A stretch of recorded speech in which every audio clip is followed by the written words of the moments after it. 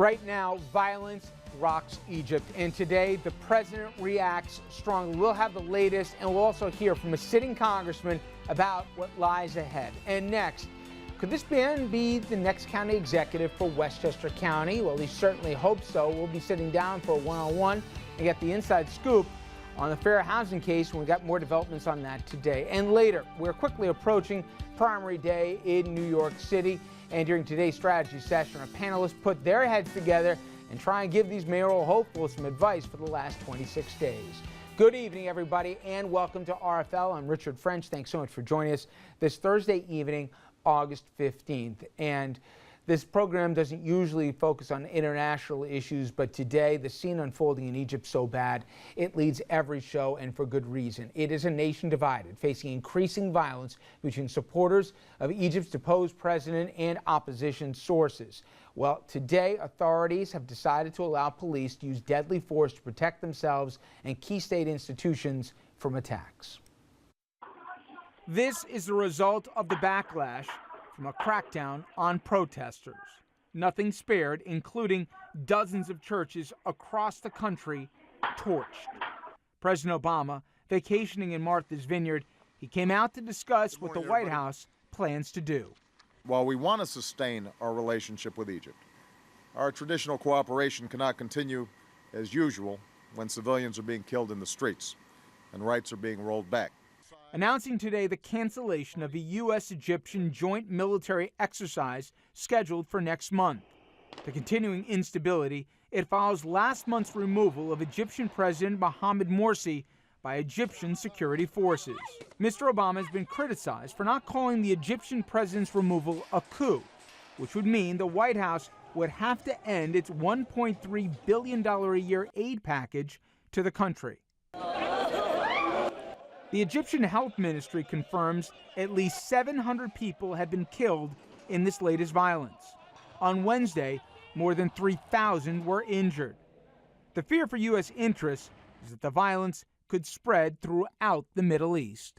I want to be clear that America wants to be a partner in the Egyptian people's pursuit of a better future, but our partnership must also advance the principles that we believe in and that so many Egyptians have sacrificed for these last several years.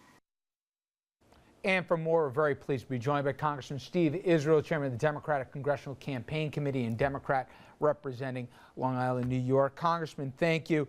You heard the president. I'm curious, especially given your experience, in fact, being a vocal voice and withholding some funding for Egypt, if you thought the president went far enough. Military exercises, yes, but he didn't pull back the ambassador, he didn't cut the funding to Egypt.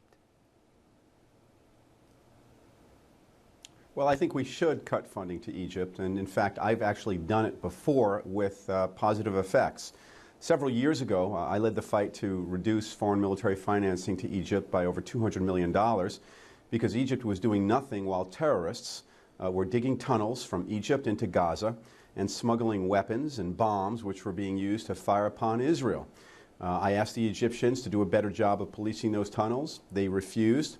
I was able to get language in the appropriations bill for foreign military financing, withholding $200 million in funding to Egypt until they improved their behavior. They responded. They improved their behavior. Wasn't perfect, but they did a better job of policing those tunnels and promoting stability and security for Israel and Egypt, and therefore the entire region. If it worked then, it should work again. And so we should make sure that we're using all the tools in our toolbox to promote a stable Egypt, which helps a stable Middle East, which helps a stable world, which is safer for the United States of America. What is the risk, Congressman, of an all-out Egypt collapse to the greater area and even national security concerns for here in the States? Richard, the risk of a collapse of Egypt is extraordinary. It is a completely destabilizing factor in the Middle East.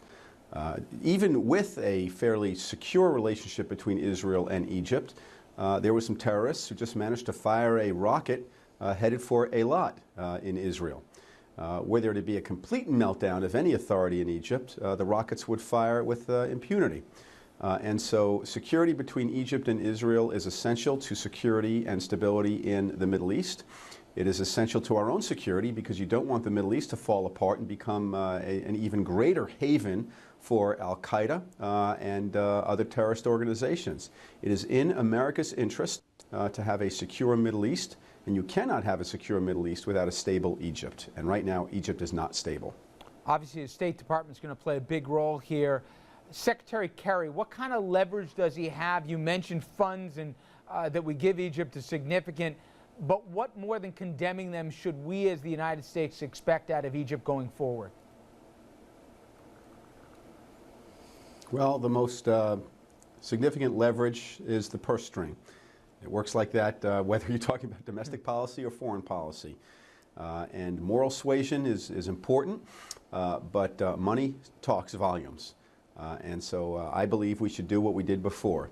Tell the Egyptian government that they cannot count on the totality of American assistance to Egypt unless they make improvements in their governance, unless they promote democracy and stability. That is absolutely essential. Congressman, I really appreciate a few minutes. Thank you so much. You bet. Thank you, Richard.